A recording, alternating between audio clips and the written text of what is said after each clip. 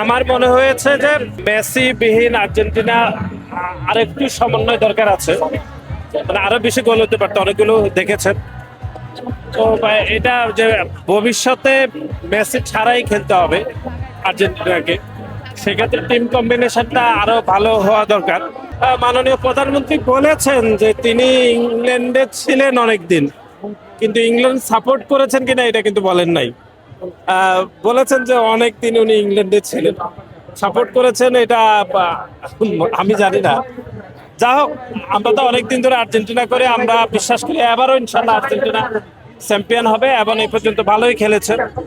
আজকে অন্য স্ট্রাইকাররা গোল পেলে আমি মনে করি যে তাদের কনফিডেন্স বাড়বে।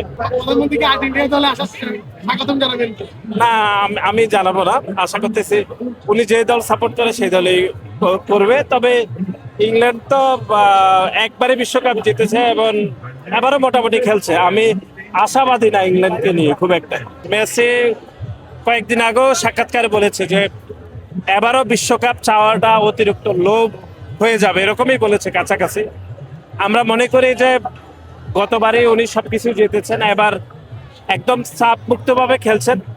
11 পর্যন্ত সবগুলো বড় টিমের খেলা দেখে মনে হয়েছে যে আর্জেন্টিনা বিশ্বকাপ জিতার মতো বেশ ভালোভাবে রয়েছে এবং এরকম সামর্থ্য রয়েছে, এবং আমি আশাবাদী এবারও আর্জেন্টিনা বিশ্বকাপ জিতবে এবং সর্বকালের সেরা খেলোয়াড় হওয়ার জন্য ম্যাচে আমি মনে করি যে বিশ্বকাপ জিতা অনেক বেশি জরুরি বলে আমি মনে করি।